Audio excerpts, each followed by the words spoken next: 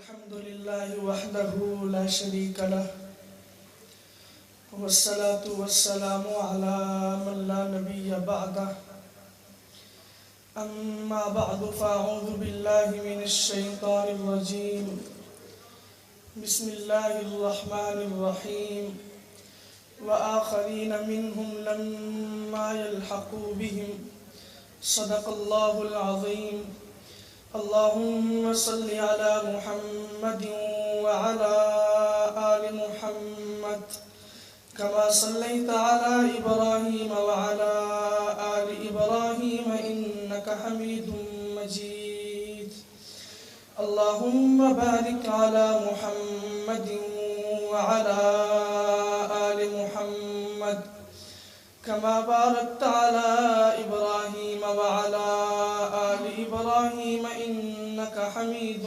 مجيد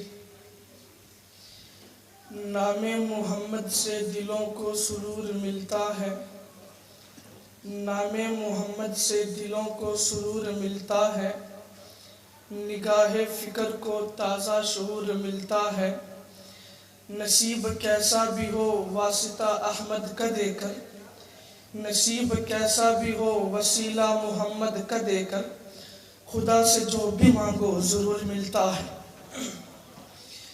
مسلک اہل سنت والجماعت اور احناف دیوبند کے ساتھ تعلق رکھنے والے نوجوان غیور ساتھیوں، اللہ رب العزت نے دین آپ صلی اللہ علیہ وسلم کو دیا، آپ صلی اللہ علیہ وسلم نے صحابہ اکرام کو دیا، صحابہ اکرام نے تابعین کو دیا، تابعین نے پھر آگے تبع تابعین کو دیا۔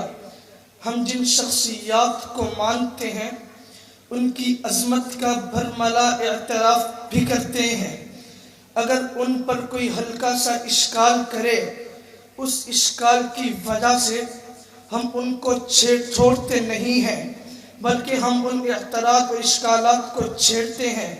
ہم یہ دیکھتے ہیں جو اعتراض ہوا ہے اس اعتراض کی قیمت کیا ہے، اعتراض کرنے والے کی ویلیو اور اوقات کیا ہے۔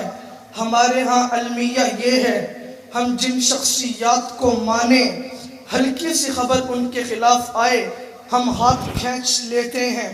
ہمارے دیوبند کا مزاج یہ ہے، اگر اصحاب پیغمبر نے پیغمبر کو مانا ہے، نبوت کو چھوڑا نہیں ہے، بلکہ نبوت پر آنے والے اعتراض کا جواب دیا ہے۔ اگر ہم نے اصحاب پیغمبر کو مانا ہے، اصحاب پیغمبر کو چھوڑا نہیں ہے، بلکہ ان پر آنے والے اعتراض کے جواب دیے ہیں۔ ائمہ فقہا خصوصاً امام اعظم ابو حنیفہ، انہیں ہم نے اپنا امام مانا ہے، انہیں چھوڑا نہیں ہے، بلکہ ان پر آنے والے اعتراض کا دفاع بھی کیا ہے اور انہیں چھوڑا بھی نہیں ہے۔ حضرت شیخ الہند مولانا قاسم نانوتوی، حضرت مدنی، حکیم الامت حضرت تھانوی، حاجی امداد اللہ مہاجر مکی، اگر انہیں ہم نے اپنا امام اپنا مانا ہے تو انہیں چھوڑا بھی نہیں ہے، ان پر آنے والے اعتراض کے جواب دیے بھی تھے، دیتے بھی رہیں گے۔ آگے کوئی جواب اگر اعتراض کرے گا ہم اس اعتراض کے جواب بھی دیں گے، اپنے اکابرین کو چھوڑیں گے بھی نہیں۔ ایک شخص مجھے کہنے لگا، دیکھو تمہارا امام پیدا کہاں ہوا؟ تمہیں امام ملا تو مکہ کا نہیں ملا، تمہیں امام ملا تو مدینہ کا نہیں ملا، تمہیں امام ملا تو کوفے کا ملا ہے۔ دیکھو تمہارا امام پیدا کہاں ہوا؟ الکوفی لا یوفی، اے بے وفا لوگ تمہارا امام پیدا کہاں ہوا؟ تمہارا امام کوفہ میں ہے۔ میں نے کہا ہمارا امام اول ہے، امام مالک بعد میں ہے، امام احمد بعد میں ہے، امام شافعی بعد میں ہے، امام بخاری بعد میں ہے، امام مسلم بعد میں ہے، میرے امام پہلے امام ہیں۔ انہیں آنا ہی کوفہ میں چاہیے تھا۔ ترتیب یوں ہے، ایک دنیا میں بڑا ہے، اس کا جانشین چھوٹا ہے، جہاں سے بڑا مشن چھوڑ کر جاتا ہے چھوٹا وہیں سے مشن لے کر چلتا ہے۔ سید البشر کے جانشین ابو بکر مدینہ سے گئے، عمر مکہ سے چلے، مدینہ شہید ہوئے، عثمان مکہ سے مشن لے کر چلے، مدینہ شہید ہوئے، علی مکہ سے مشن لے کر چلے ہیں، مدینہ شہید نہیں، علی مکہ سے مشن لے کر چلے، مکہ ہی شہید نہیں، مدینہ بھی شہید نہیں، بلکہ علی کوفہ میں گئے ہیں۔ میرے نبی کے جو 4 جانشین ہیں ان کو خلفائے راشدین بھی کہتے ہیں، پہلے ابو بکر، دوسرے عمر، تیسرے عثمان، چوتھے علی ہیں۔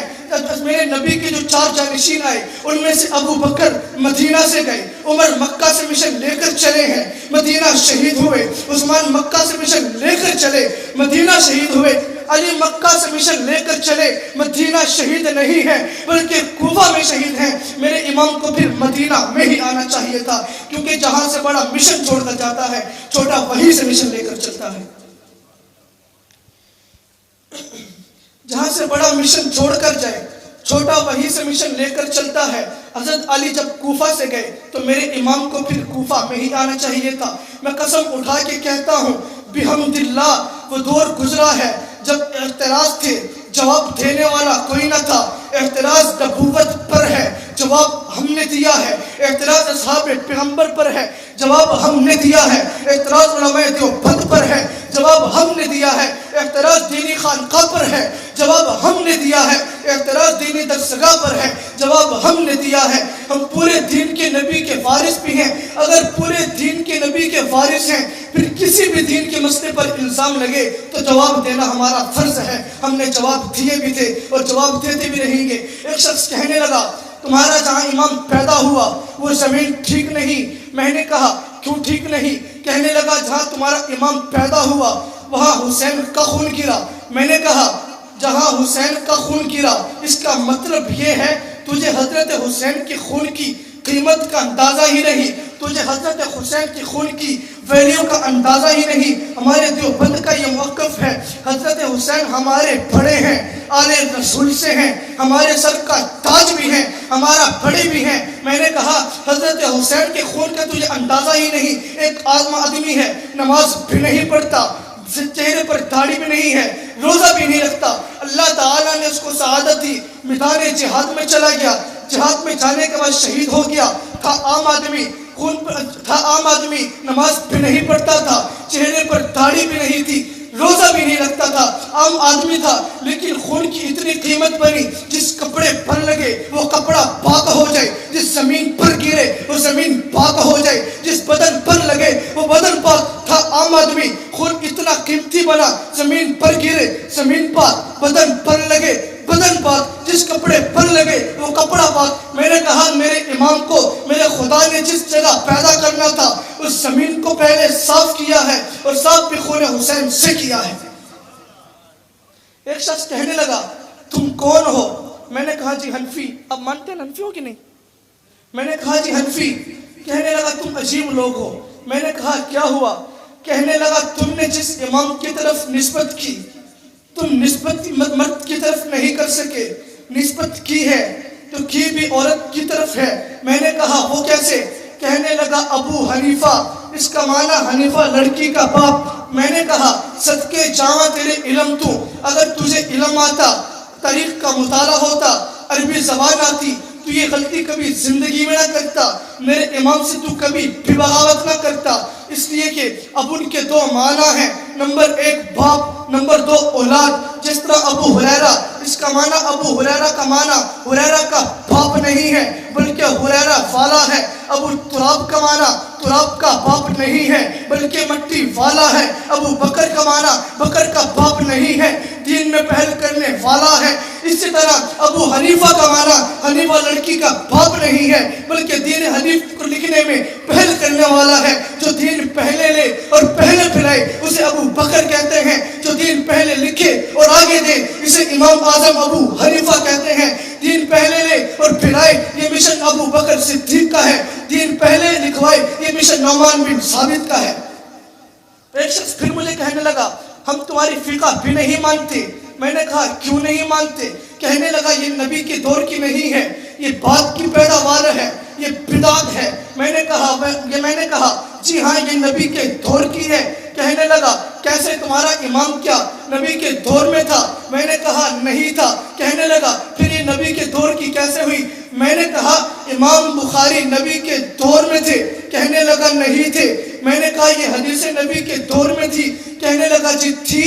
تو میں نے کہا جب امام بخاری نبی کے دور میں تھے نہیں تھے، حدیث نبی کے دور میں تھی، تو پھر امام بخاری نے تمہیں کیسے لکھ کے دی ہیں؟ کہا حدیثیں تھی تو نبی کے دور میں، لیکن لکھ کے امام بخاری نے دی ہیں۔ میں نے کہا اسی طرح فقہ حنفی جو حدیث اور قرآن کی جو طے ہے جس میں چھپے ہوئے مسائل ہیں، یہ تھے تو نبی کے دور میں، لیکن نکال کر امام اعظم ابو حنیفہ نے دیے ہیں۔ جس طرح امام بخاری نے حدیثیں لکھ کر دی ہیں، میرے امام نے اس کی طے سے چھپے ہوئے مسئلے نکال کر دیے ہیں۔ اسی وجہ سے میرے امام کو سراج الام یعنی امت کا چراغ بھی کہتے ہیں۔ میں نے کہا تمہارا چراغ نکلے حرف بنتا ہے، میرے امام کا چراغ نکلے قرآن اور حدیث کے چھپے ہوئے مسائل نکلتے ہیں۔ میں نے کہا ہم نے فقہ لکھی نہیں ہے بلکہ فقہ دکھائی ہے۔ حق تعالیٰ کی خاص رحمت امام اعظم ابو حنیفہ، اللہ یہ شان حضرت امام اعظم ابو حنیفہ، مقتضا ہے قرآن و سنت امام اعظم ابو حنیفہ، تمہاری صورت تمہاری سیرت امام اعظم ابو حنیفہ، مقتضا ہے قرآن و سنت امام اعظم ابو حنیفہ، تمہاری صورت تمہاری سیرت امام اعظم ابو حنیفہ، ہے نور افشاں تمہاری طلعت امام اعظم ابو حنیفہ، ہے آپ بے شک سراج امت امام اعظم ابو حنیفہ۔ امام مالک امام شافی امام احمد بھی کر رہے ہیں، امام مالک امام شافی امام احمد بھی کر رہے ہیں۔ اللہ اللہ تمہاری مدحت امام اعظم ابو حنیفہ، امام مالک امام شافی امام احمد بھی کر رہے ہیں۔ اللہ اللہ تمہاری مدحت امام اعظم ابو حنیفہ، تا قیامت رہے گی زندہ رہے گی جاری رہے گی ساری، تا قیامت رہے گی زندہ رہے گی جاری رہے گی ساری، تو نے کی ہے جدی کی خدمت امام اعظم ابو حنیفہ۔ وما علینا الا البلاغ۔